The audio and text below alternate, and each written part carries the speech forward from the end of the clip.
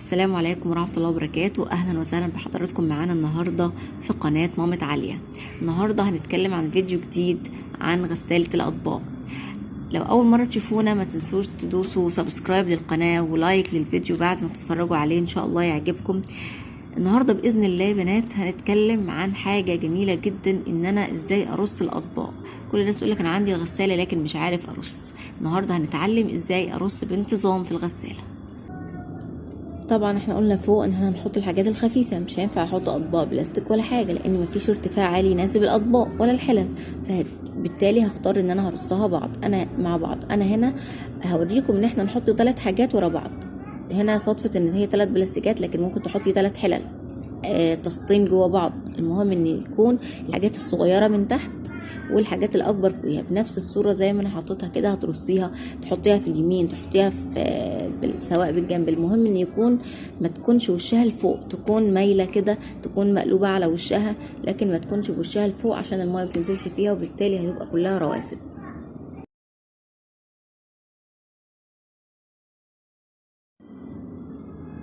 طيب انا عندي في الغسالة دايما بحط الكوبايات، قلنا والحاجات الخفيفة والرفايع بتكون فوق، بحط الكوبايات دايما في الجناب كده ما بيكونش فيها اي عوائق. يعني مثلا كوبايات القهوة لو فيها البواقي البن او حاجة بحاول ان انا اشطفها، بيبقى حاطة الفرشة كده يدوب بنزل، بسيب إيه الحاجات ان هي البن دي ممكن تنزلك في المصفى، الحاجات مع المية دي هتروح. لكن مثلا حاجة ممكن تسد حاجة في الرشاشات ما تعديش من الفلتر طبعا، لان الفلتر يدوب زي الغربال كده هياخد لك الدهون فقط.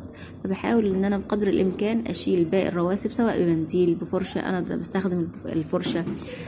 وبرص كل حاجة اول باول. يعني انا النهاردة المواعين دي مواعين امبارح والنهاردة، فبالتالي بعمل ايه بقى، جمعهم كلهم ورا بعض. رصيت الكوبايات على اليمين وعلى الشمال، وجيت كمان حطيت بولة كبيرة جواها بولة صغيرة الازاز بحيث ان انا اوفر مكان اكتر ان هو يشتغل معايا.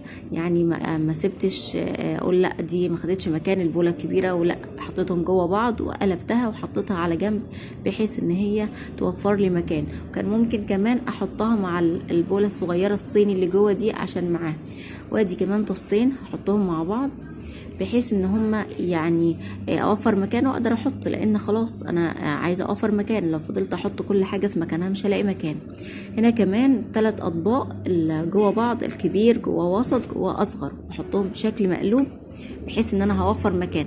وفي ناس بتقول مش بتنضف، لا هتنضف، وانا باكد لكم، وانا والله فعلا مش بجرب حاجه ولا بقول لكم حاجه غير لما بكون مجرباها وعارفه ان الحاجه دي سواء بتنضف سواء في الغسيل سواء في اي حاجه في فيديو بعمله بكون مجرباها اولا مره واثنين وثلاثه وعارفه نتيجتها. فحطوا الحلل، لو حله كبيره جواها حله صغيره حطي واقلبي. اهم حاجه يكون وشها مقلوب، اهم حاجه تكون اصغر نمره منها. طبق صيني، طبق حاجه تكوني حاطه فيه. مرة في مرة هتتعلمي ازاي ترصي اطباقك والكوبايات والصواني وكل حاجة بطريقة مبتكرة. انت طبعا عندك سبت بتحطي فيه المعالق والرفايع والحاجات دي، بتحطي فيه جوه في الدرج التاني من تحت ليه مكان. انت ممكن في لحظة تشيلي المعالق مثلا قليلة، تشيلي السبت وتحطي المعالق في الاستندات اللي فوق وتدخليها، وممكن تحطي السبت. طيب انا محتاجه فيه مواعين اكتر، يبقى اشيل السبت وحط المعالق فين، على رف فوق كده السندات اللي فوق، وادخل المعالق في الفتحات اللي فوق. انا هنا لو هستخدم السبت هحطه، مش هستخدمه يبقى انا هشيله وهوفر مكان. طيب انا عندي غساله، عندي حله كبيره ومحتاجه ان انا احطها.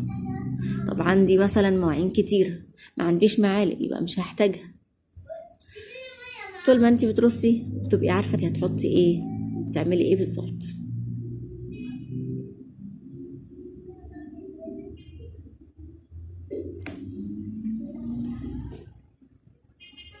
كل شويه بفتح درج فوق وبحط الحاجات المعالق زي ما انتم شايفين في الرفوف اللي فوق، علب الشوكولاته، العلب البلاستيك اللي كنت بستخدمها، الاطباق. كمان مش قادره اقول لكم، يعني هي في الاستانلس رهيبه، في تلميع الاستانلس يا جماعه جميله جدا.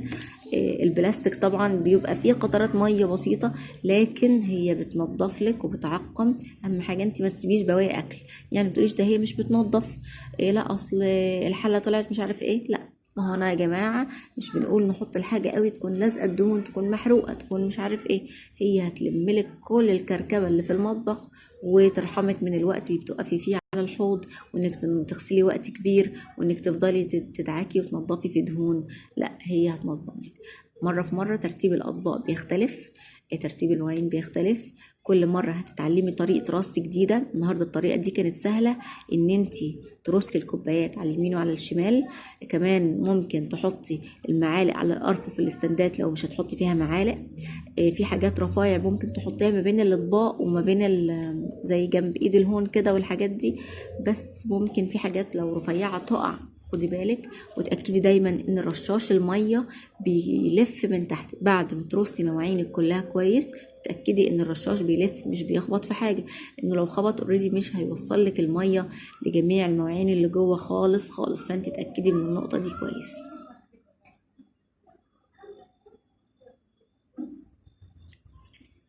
طبعا الباب بيكون عليه ميه او بواقي اكل نزلت او حاجه، ما تقلقيش خالص، كل ده يعني الغساله هتتغسل.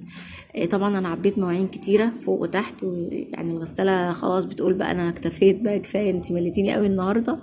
فانا هحط مسحوق زياده، بودر زياده عشان يقفل. الزيت طبعا يا جماعه قلت برضو مش هنفتحه، بس انا بوريهولكوا. هو مش هتحطي حاجه، انا مش هزود حاجه الا لو اللمبه نورت. وهبدأ ان انا اختار البرنامج اللي انا عايزة اشتغل.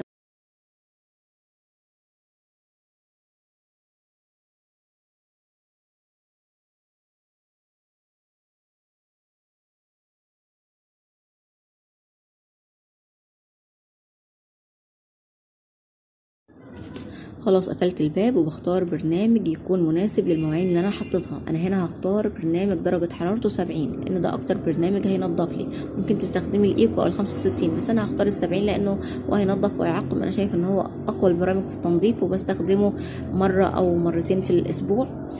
البرنامج حلو جدا وبيقعد 3 ساعات.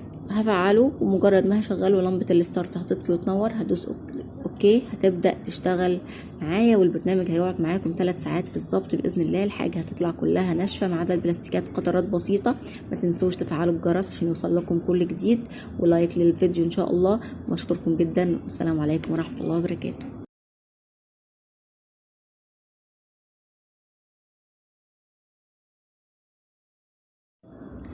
الغسالة الحمد لله هي اول ما بتفتحيها بتلاقيها اساسا متنشفة ومتعقمة وما فيهاش نقطة مية ومتهوية، والمواعين بتلمع والدنيا الحمد لله. والمواعين ريحتها جميلة قوي، يعني المسحوق اللي هو ايه، تحسي كده بريحة تعقيم، ريحة نظافة.